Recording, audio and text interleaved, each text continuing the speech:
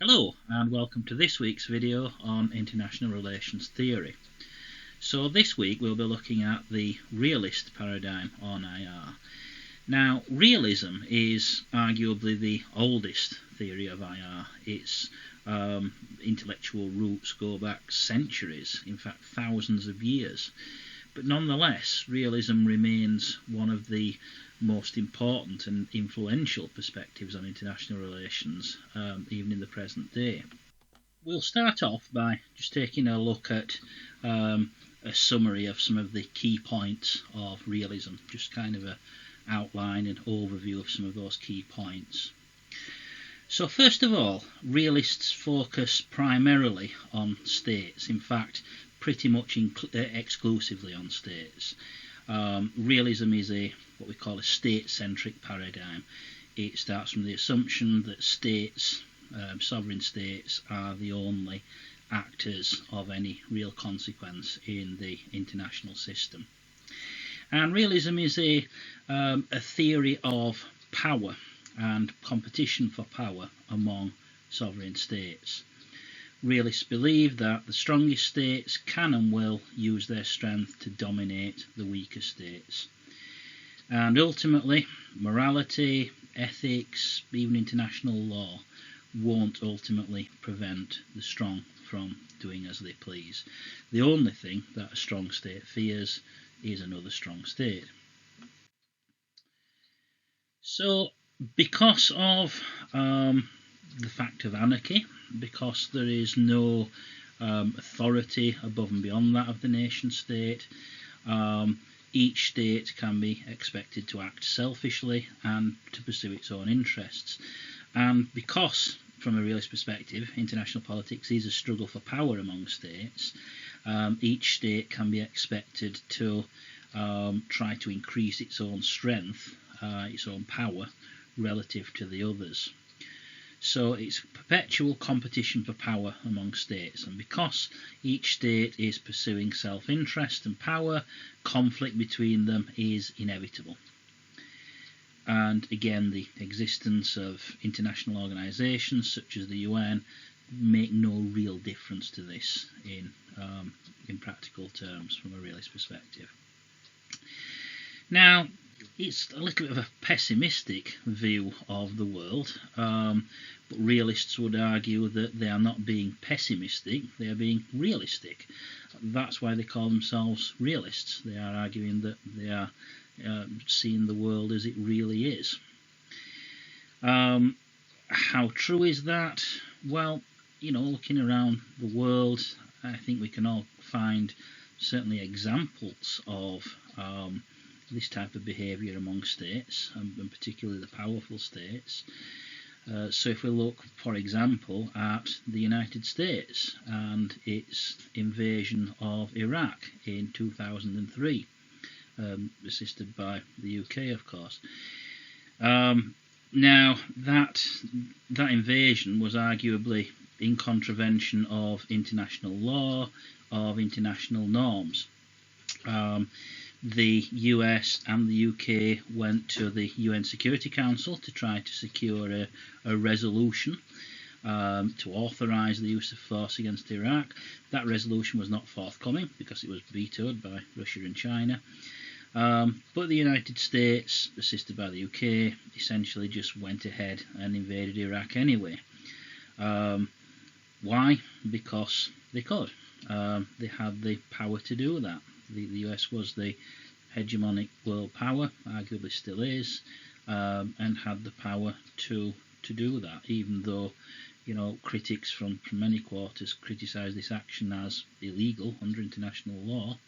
It didn't prevent the US from doing it anyway.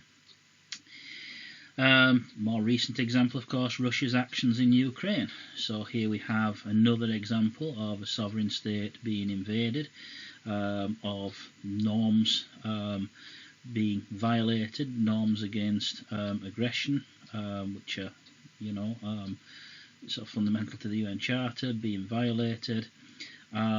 And Russia has so far got away with this act of aggression against Ukraine. Why? Because again, Russia is a strong state. In particular, it has a lot of nuclear weapons, and so it has been, so far at least, been able to get away with taking this action in contravention of international norms. So this kind of sums up, it's kind of summed up by a very ancient quotation from a guy called Thucydides.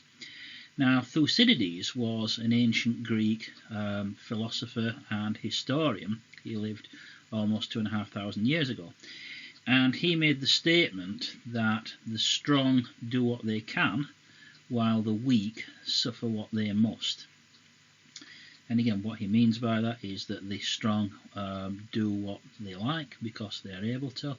The weak just have to suck it up because there's nothing they can do about it, and there's no higher authority to help them.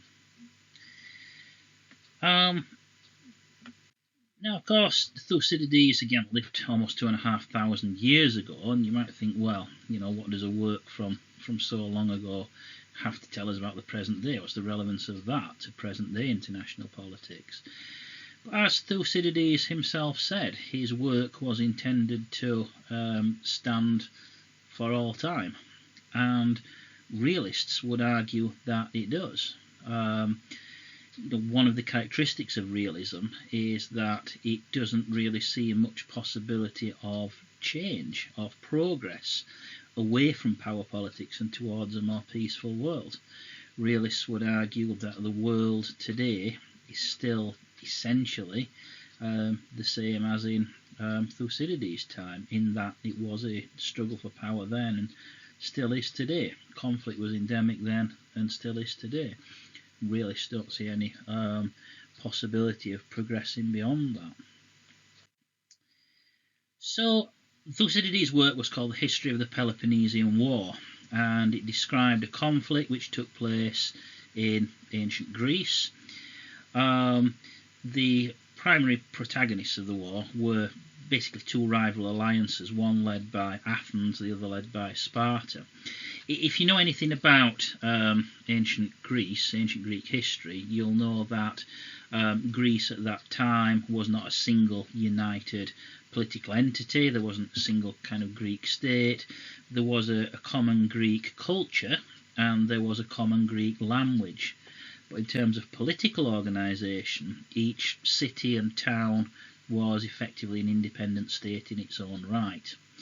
And there were literally hundreds of these city-states, and some larger than others, some much stronger than others.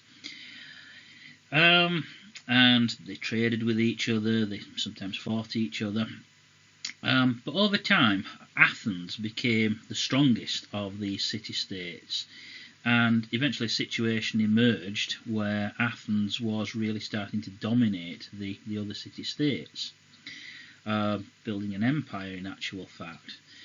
And Thucydides observed that this growth in the power of Athens made the other states so uneasy and so fearful of Athens that they formed an alliance to counterbalance that. Thucydides was a contemporary of these events. He did actually live through this time period. And he argued essentially that the formation of an alliance against Athens was more or less inevitable. And this is kind of one of the key tenets of realist thinking up to the present day, the idea of the balance of power. So here's a kind of a map of the two sides during the war. So the areas coloured in orange are Athens and its allies, and the areas coloured in green are Sparta and its allies, which were known as the Peloponnesian League.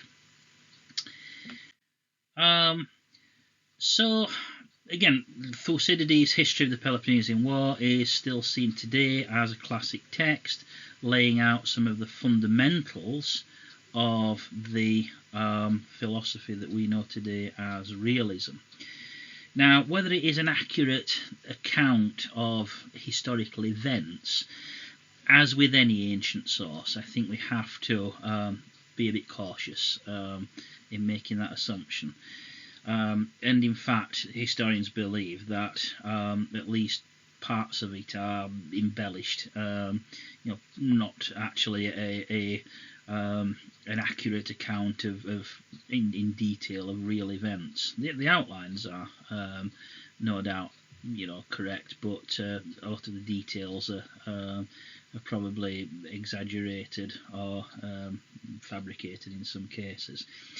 But in a sense, that doesn't really matter for our purposes. It doesn't really matter whether it's historically entirely accurate or not. The point is the ideas that are expressed by Thucydides, and Thucydides, because of the ideas that he expresses in his work, is kind of seen as one of the antecedents of the political tradition that eventually became realism. He was kind of a proto-realist, if you like. So again, this expression of the balance of power principle.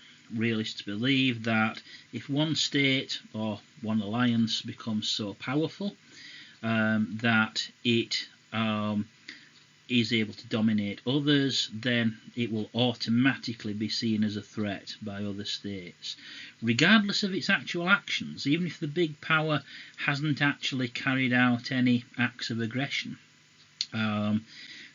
Simply the fact that it exists and that it has so much power automatically means that it is a threat, and therefore the other states will inevitably seek to counter that.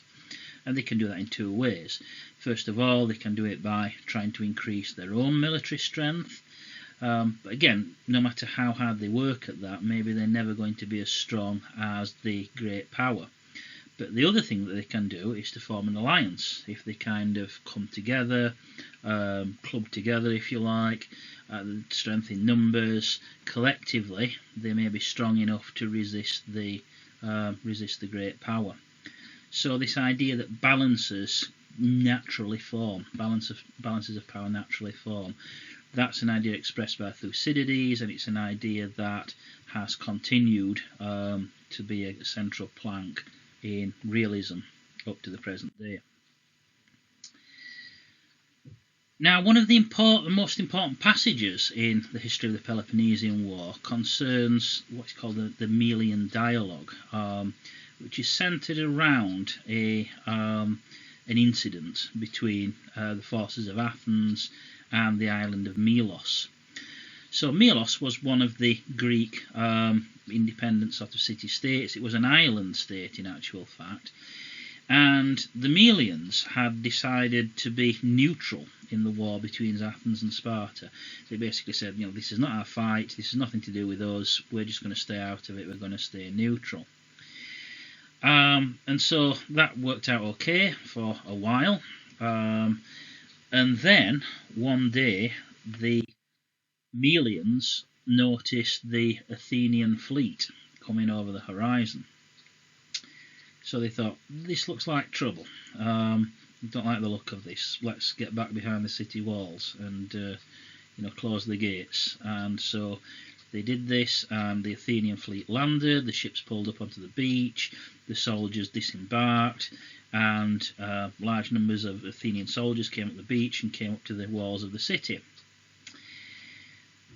And so the Melians kind of shouted over the wall, what do you want? And a kind of a dialogue took place between the Melians and the Athenians. Now, once again, this is probably not an accurate account of what actually happened. Again, the broad strokes are correct, but the details of the conversation, that's something that was kind of, fabricated by Thucydides. But again, it doesn't really matter. The point is the ideas that are expressed. So the Melians shouted over the walls, what do you want? And the Athenians basically said, we're here to take over. It's quite a long passage, and it uses a lot of flowery language, talking about the gods and all this kind of stuff. But essentially, the in a nutshell, the crux of it is that the Athenians said, we're here to take over. The Melians said, well, you can't do that because that's not just, that's not fair, that's not right. We're a neutral power, we're not part of your war. You can't just come along and decide to conquer us because that's an unjust action. And essentially the Athenians said, yeah, we don't care whether it's just or unjust, doesn't matter to us. The point is we have the power to do this, so we are going to do it. And the Melians resisted, they didn't surrender, so the Athenians besieged the city, they conquered the city, they subjugated the Melians, they treated the Melians very brutally. The adult males, the males of fighting age, were all killed, and the women and children were carted off into slavery. And again, that did actually happen. The details of the conversation might be, embroidered, but the broad strokes of the event actually happened. And again, obviously a very, very, very brutal event. But once again, realists would see this, and the Thucydides saw this as an illustration of the fact of power, and the fact that all of the flowery words about morals and rights and ethics and justice are not going to help you if there is a more powerful actor who is determined to subjugate you and doesn't care about morality. Then talk of morals and justice and all of that is not going to help you. If you don't have the power to resist, then you either have to surrender or die. So here's a couple of extracts from the dialogue, and again, these are Thucydides' words in reality. But according to Thucydides' version of the story, the Melians said to the Athenians, you may be sure that we are as well aware as you of the difficulty of contending against your power and fortune, unless the terms be equal. But we trust that the gods may grant us fortune as good as yours, since we are just men fighting against unjust. But the Athenians respond to this. The Athenians say that of the gods we believe, and of men we know, that by a necessary law of their nature they rule wherever they can. And it is not as if we were the first to make this law, or to act upon it when made. We found it existing before us, and shall leave it to exist forever after us. All we do is to make use of it, knowing that you and everybody else, having the same power as we have, will do the same as we do. So in other words, the Athenians are saying that gods and men only respect one thing, power, and that is essentially the law of nature. And saying to the Melians that, look, if you had the power to subjugate us, you would use it. Well, we assume that you would use it. So we're only doing to you what we believe you would do to us if the positions were reversed, because that's the law of nature. Again, pretty brutal way of looking at things, but realists would argue that it's a realistic way of looking at things. So yeah, these key concepts from Thucydides, the idea that the strong do what they can, the weak suffer what they must, the harsh reality of power politics, but also the concept of the balance of power. So those are two important concepts from Thucydides that, again, can still be seen in present-day realism, are still central to present-day realism. Once again, how far are these concepts still relevant to our world today? Well, I'll leave that to you to think about and decide. But once again, I think we can see numerous examples in relatively recent history, and indeed in the present day around the world, of where this statement arguably holds good, or these statements arguably hold good, where these principles can be seen working in practice. Another, what we might call proto-realist, and we're jumping forward in time now 2,000 years or so to the time of Niccolo Machiavelli, And Machiavelli, along with Thucydides, is kind of one of the quintessential, kind of the key antecedents of the power politics tradition that we see in present day realism. So Machiavelli was kind of an advisor to the Florentine administration. He was actually a military leader as well, so he had actual military experience. Italy at this time, kind of post-medieval, late medieval, post-medieval Italy, was actually quite similar to ancient Greece in some respects, in that it was made up essentially of city-states, or small states anyway, which kind of competed with each other. And Machiavelli wrote a work which was entitled The Prince, and essentially is aimed at giving advice to a ruler.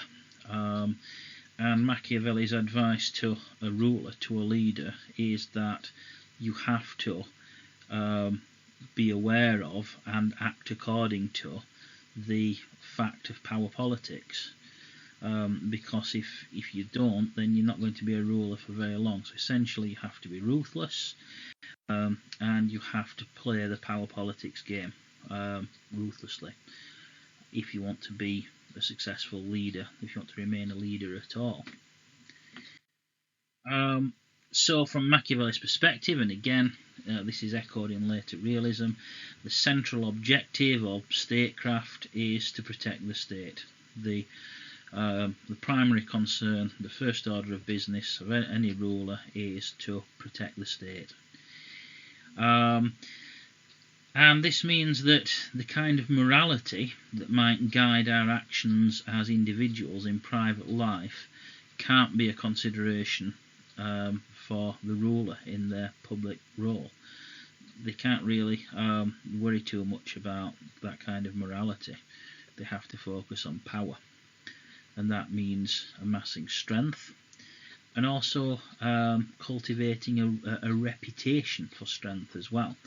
To Machiavelli, and again to a present-day realist also, reputation is important. It's not just about being strong, it's also about being seen to be strong. It's about being feared. Machiavelli argued that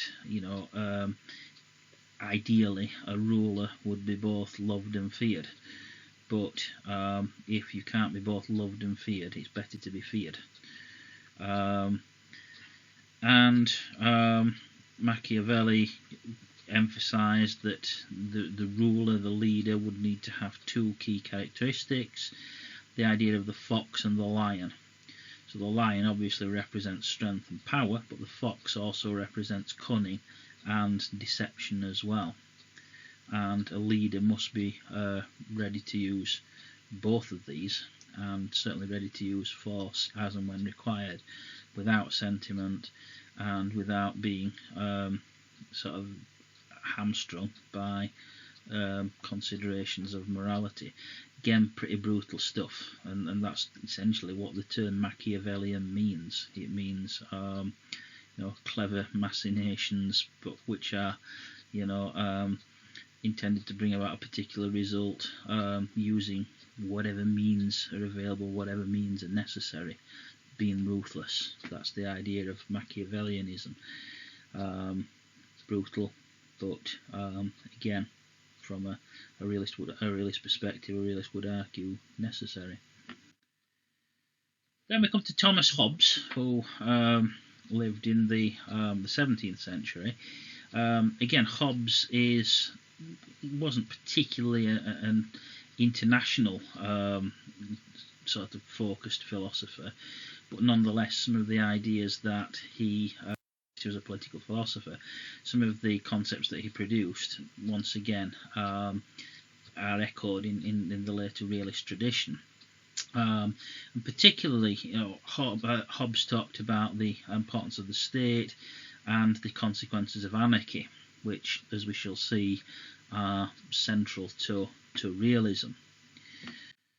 So, Hobbes believed that human nature was inherently selfish and warlike.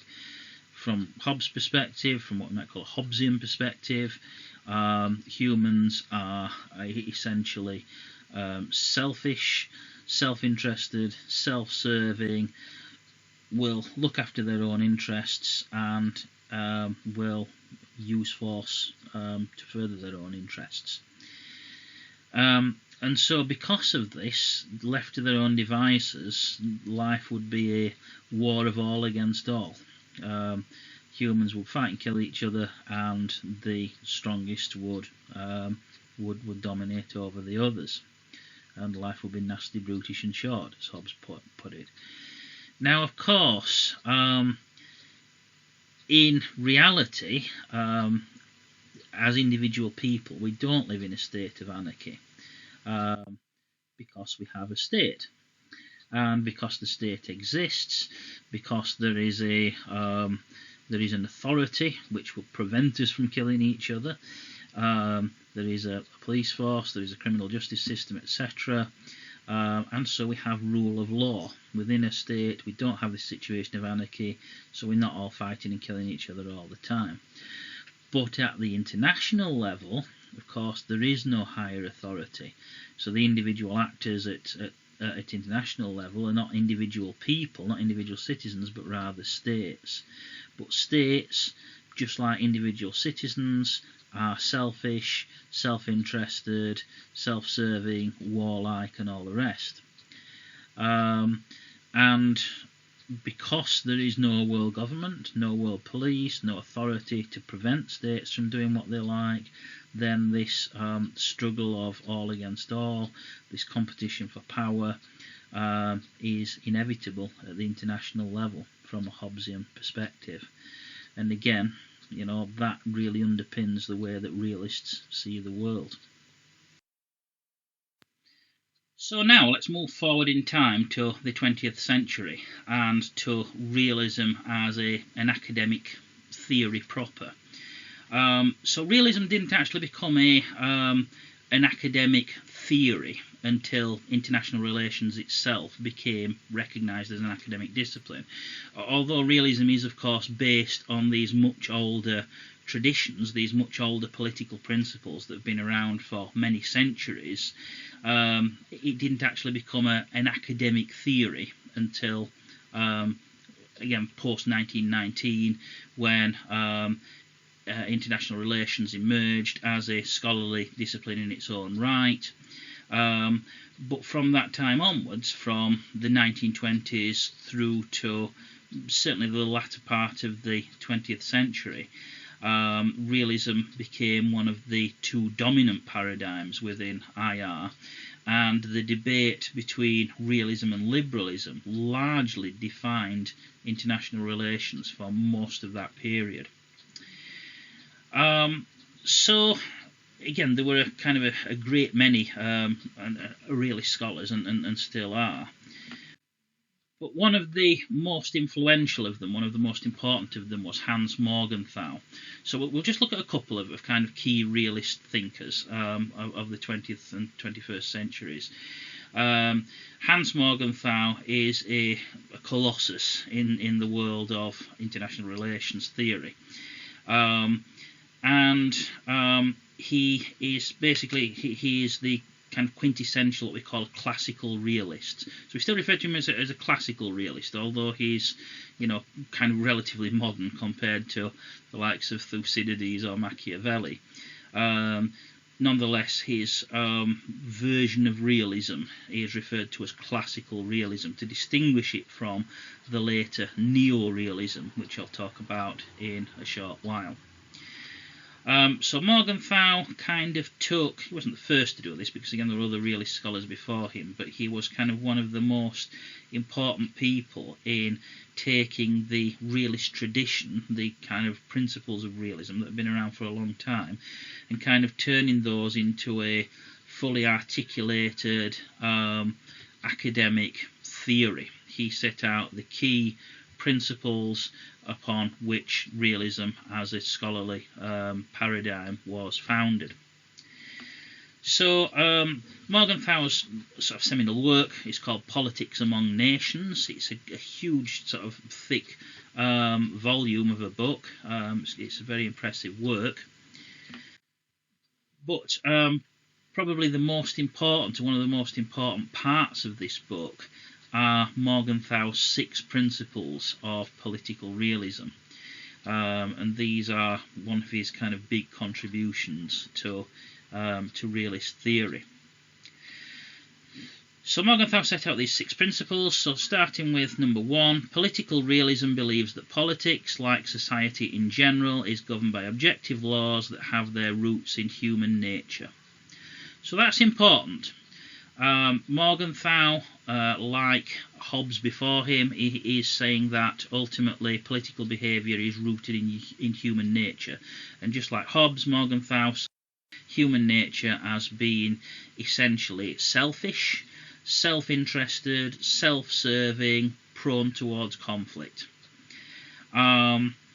Which, again, is perhaps a bit of a dark view of humanity, but realists or classical realists believe that this is how humans are, and it's pointless to pretend otherwise. So, as Morgenthau says, in order to improve society, it is first necessary to understand the laws by which society lives. The operation of these laws being impervious to our preferences, men will challenge them only at the risk of failure. So, in other words, we have to accept that human nature is this way and work according to that assumption, because leaders who don't, a little bit like this is the same as Machiavelli said, leaders who don't acknowledge this reality will ultimately fail, and this will lead to disaster. Secondly, the main signpost that helps political realism to find its way through the landscape of international politics is the concept of interest defined in terms of power. So again, states are going to pursue power because the world in which we live, again, is not safe. Human nature being what it is, states, like individual people, are going to be self-interested, they're going to be self-serving, it's a competition for power, and if you don't look after yourself, no one else is going to look after you. If you are weak, again, just echoing what Thucydides said, if you are weak, you are going to be ultimately subjugated, you are going to be dominated by others, therefore all states can be presumed to be seeking power. Number 3, realism assumes that its key concept of interest defined as power is an objective category which is universally valid, but it does not endow that concept with a meaning that is fixed once and for all. So, although states will always pursue power, the details of what that looks like will change according to time and place and context. What is power? How do we achieve power? What do states see as being in their interest? That's going to change. The details are going to change. But the underlying principle of pursuit of power doesn't change. Number 4, political realism is aware of the moral significance of political action. But also tension between the moral command and the requirements of successful political action. Universal moral principles cannot be applied to the actions of states in their abstract universal formulation, but must be filtered through the concrete circumstances of time and place. And number 5, political realism refuses to identify the moral aspirations of a particular nation with the moral laws that govern the universe. Now, this has been interpreted in different ways by different scholars. The kind of conventional view is that Morgenthau was saying, much like Machiavelli, that morality is irrelevant, or indeed Thucydides, that Morgenthau was saying morality is irrelevant, forget morality. Others say that that's not exactly what Morgenthau was saying. Morgenthau was saying that, and he seems to be summed up here, that Morgenthau was saying that morality is a concern, but ultimately we cannot, leaders cannot apply the same standards of morality to their public decisions that they would apply in their personal lives.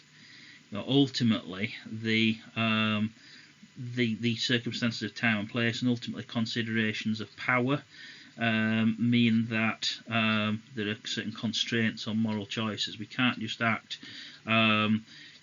according to a moral code. Ultimately we have to be aware of the constraints which are placed upon us by the reality of power politics, and we cannot expect therefore morality to we can't expect leaders to follow the same principles of morality as private citizens would follow, because again, private citizens have the luxury of living in a society which is governed by the rule of law. The international system is not like that. And the idea of the moral aspirations of a particular nation and the moral laws which govern the universe, essentially what Morgenthau is saying is that every state will claim to be, to have moral superiority, to have the moral high ground, and particularly the hegemonic states. If you look at the United States, for example, when they invaded Iraq or when they invaded Vietnam, the United States didn't say, we're the big bad guys and we're going to come along and enforce our interests because we can. What they said, they kind of clothed that in rhetoric about being the liberators. We are here to liberate. We are here to spread freedom and democracy. And essentially, that's what all conquerors say. It's what the British said. It's what the Romans said, for that matter. No conqueror is going to turn up and say, we're the bad guys. What they actually do is turn up and say, good news, we are here to help you, we are here to bring you the benefits of civilization, and whatever, the benefits of liberty and freedom, however you want to frame it. Exactly the same thing, of course, look at Russia's action in Ukraine. Russia is going to great pains to justify its action in terms of resisting the Western imperialism and this stuff about denazification and all that kind of stuff. Russia is painting itself as being in the right, but not only being in the right, but also kind of being the wounded party, if you like, seeking justice. And again, that's what every state does, and that's what leaders always do. They always try to give the impression that they have the moral high ground. What Morgenthau is saying is, don't fall for it. It's about power, not about moral crusades. No matter whether you are the US or whether you are Russia or whether you are Britain back in the days of the British Empire or whatever, it's about power, not moral crusades. Finally, number 6, the difference then between political realism and other schools of thought is real, and it is profound.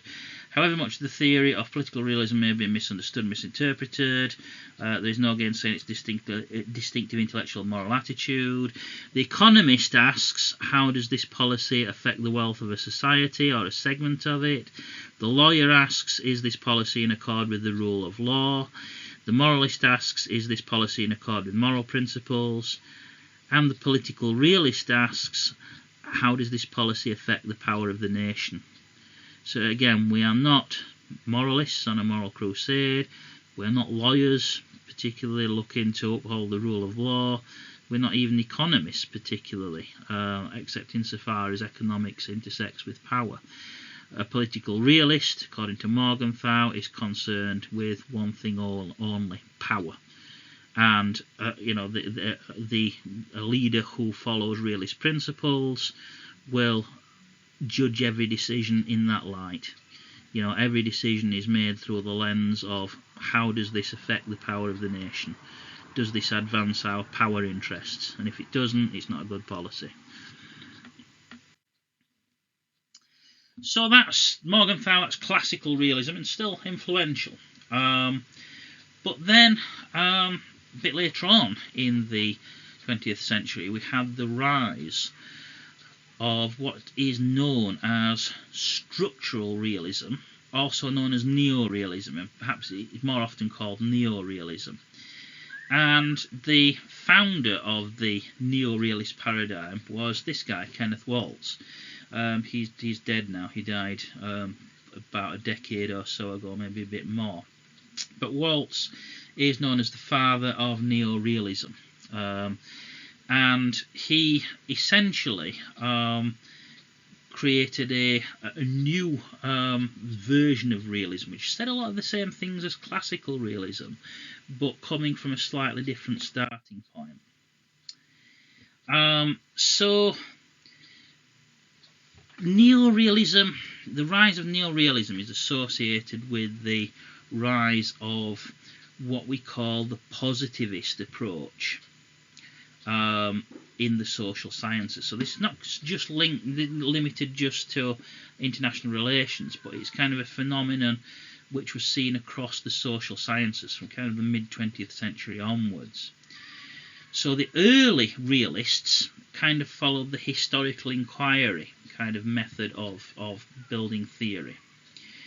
But in the mid-20th century, the rise of positivism was essentially the philosophy that the only valid way to build knowledge, this is what we call our epistemology, by the way. Epistemology is quite a big word, but it essentially means our approach to building knowledge. What is a valid way to build theory? What is a valid way to build knowledge? And the positivist approach argues that the only sure way, the only valid way to build valid knowledge is through application of the scientific method.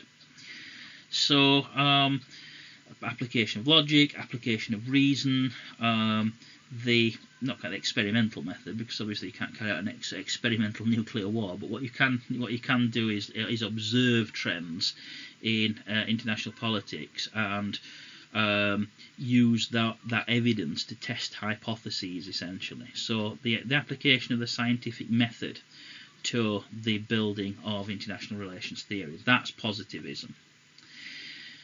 So neo-realists are applying this positivist methodology, and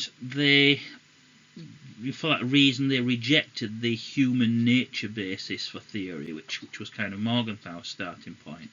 This idea that human beings are a certain way and human beings are selfish and conflictual and all of that.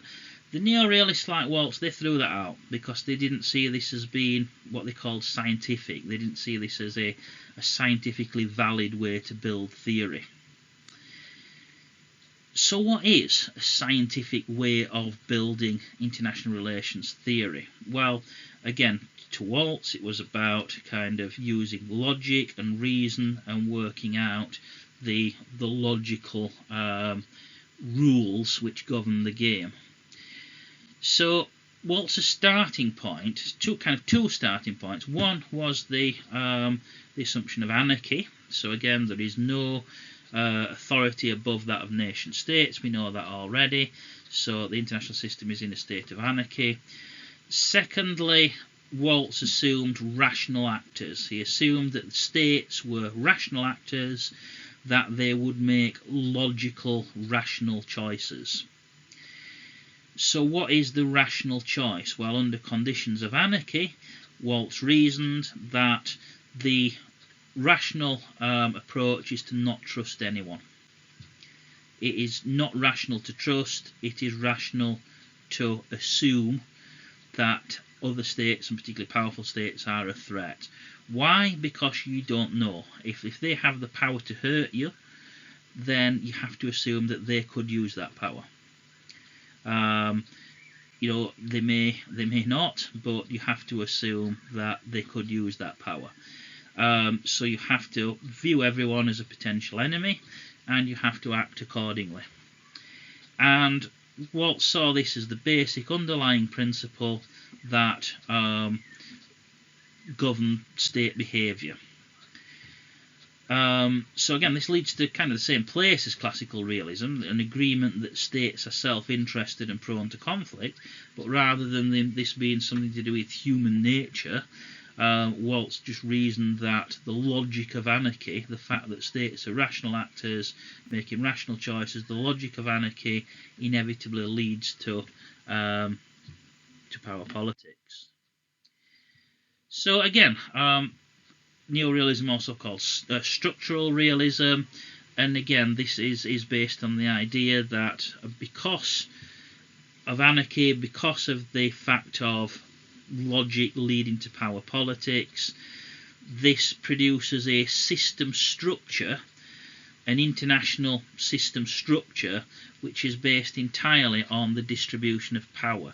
In other words, you can think of it kind of like a league table of states. You know, at the top you've got the most powerful states, you've got the US as the hegemon, you've got China kind of rising to challenge the US and trying to kind of replace it as the hegemon.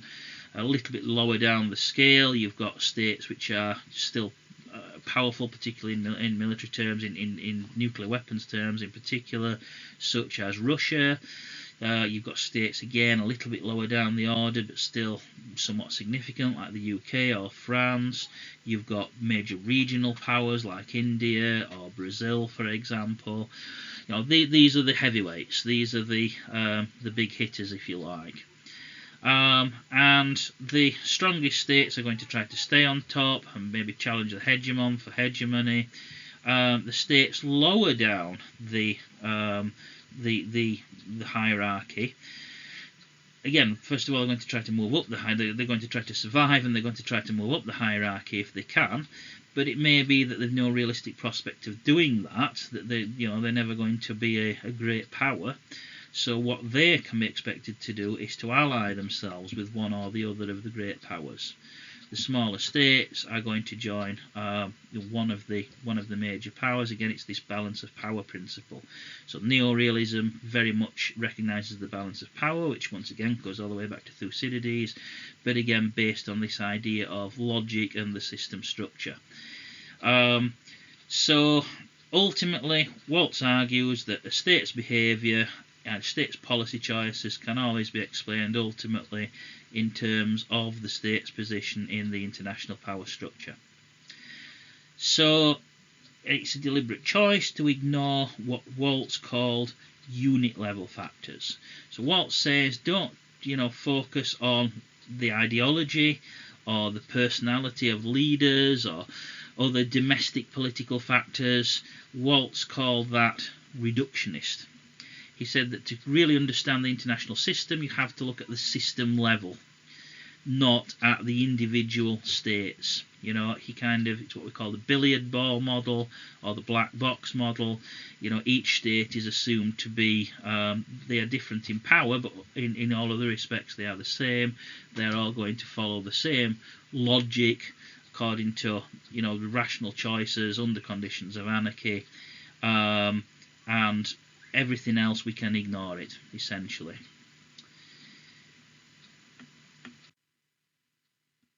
I'll mention now the security dilemma. So again, this is kind of the problem which arises out of this logic of anarchy and this assumption that you cannot trust anyone, and the logical response to a perceived threat is to try to counter that threat and form a balance of power. This leads to what we call the security dilemma. And what the security dilemma means, let's say I'm state A, and I've got next door to me, I've got state B. So state B is a similar size to me, so again, according to neo-realist logic, I'm going to look at state B and I'm going to say state B could be a threat to me. I don't know whether, they've not actually shown any signs of aggression so far, but the fact that they exist, the fact that they are at a similar size and power level to me, that makes them a threat.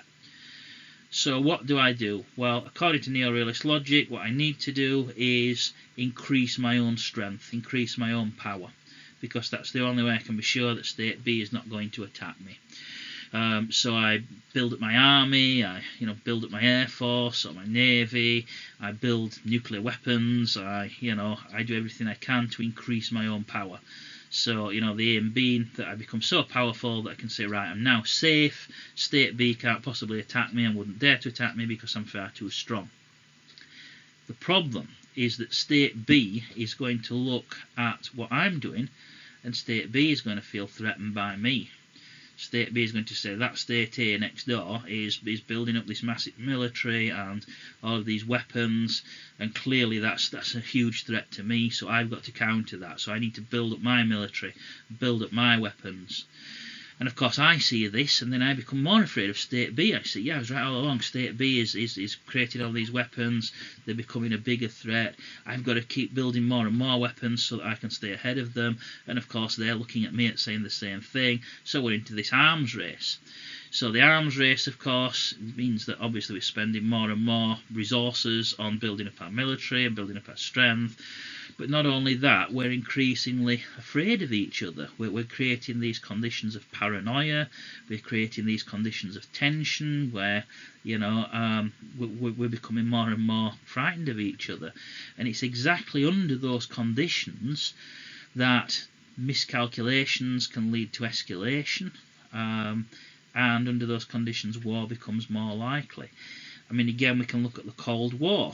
Alright, the Cold War never went hot, luckily, because we probably wouldn't be here talking about it if it had done, but it could have. There was this huge paranoia, this huge tension, and there were a number of moments, such as obviously the Cuban Missile Crisis of '62, but also the Berlin Crisis of '61.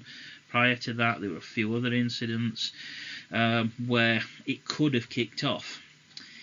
And again, another good example, which actually did lead to war, of course, would be the balance of power in Europe prior to 1914. So again, you have these two opposing alliance systems, you had an arms race, you had increasing paranoia and fear of the other side, and of course the result of that was what should have been a relatively minor diplomatic incident, the assassination of Archduke Franz Ferdinand, ultimately sparked off this huge war which lasted 4 years. So coming back to the idea of the security dilemma, that is the dilemma. By trying to make yourself more safe, you've actually ended up making yourself less safe, because all you've done by getting this arms race started and engaging in this arms race, all you've done is, first of all, you've caused increasing tensions with your rival states. You've made war more and more likely. And if and when war does happen, it's also going to be a lot more devastating because you're now both armed to the teeth. So that's the dilemma. By trying to make yourself more secure, more safe, you've actually ended up making yourself less secure, less safe. That's the security dilemma. I also mentioned the distinction between offensive and defensive realism. So again, not all realists take the same view of where power politics will lead. A defensive realist believes that states will seek to preserve the power that they have. They will play a defensive game. They will not do anything rash. They will try to preserve what they've already got, first and foremost. An offensive realist says that essentially states will go out there, and particularly the big powers, the rising powers, they will go all out to try to seize control, seize dominance, seize hegemony through wars of aggression, if that's what it takes. So to an offensive realist, if you're China, you need to go out there and grab Taiwan. You need to take the initiative, and as soon as a good opportunity comes up, go out there and take Taiwan. War of aggression. Go on the offensive. That's what an offensive realist would do. A defensive realist would say, well, China doesn't really want to be doing things like that, because ultimately China is growing in power anyway. It is on course to essentially become, a rival to the United States, perhaps even to replace the United States as the global hegemon as it is. China doesn't need to be taking silly risks. So to a defensive realist, wars of aggression are unnecessary risks. Why? Because you might lose. Or it might be a stalemate, but either way, you're likely to be damaged, you're likely to lose a lot of your strength, a lot of your power in fighting this unnecessary war, and that is going to have a detrimental effect. So defensive realists are much more cautious. They want to preserve what they have rather than go on the offensive and risk losing it all in a big gamble. So again, it's a characterisation, and I'm not saying that this is strictly true, but if we want an example of a defensive realist, Waltz is a good example of a defensive realist. Someone who is more commonly seen as an offensive realist would be someone like John Mearsheimer. Again, that's kind of a characterisation, and whether Mearsheimer would necessarily agree with that characterisation, maybe not. But that's kind of a characterisation which is often made, that Mearsheimer is kind of more towards the offensive end of the spectrum, and Waltz is kind of more towards the defensive end of the spectrum. So, which more accurately describes reality? Well, again, I think we can see examples of both kinds of behaviour around the world. So, for example, Russia's action in Ukraine might be an example of offensive realism, an offensive approach. Whereas China, so far, has not attempted to seize Taiwan. I guess that could change, but so far has not attempted to seize Taiwan. So maybe China is following, at least up to now, a more kind of defensive approach. And more or less, finally, how can order be achieved in the international system according to realists? So again, there is a level of order in the international system. There are international institutions, as we've said before. Things work, international air travel works, the internet works, international trade works, the international postal system works, and on a huge number of issues the world is highly interdependent. There is evidence of order, even though there is no world government, even though anarchy is a thing, there is nonetheless order. So how is that? How would a realist explain that? Well, a realist would say that order is essentially imposed by the hegemonic powers. So a realist would look at a system like the United Nations and say, yeah, but who controls the UN really?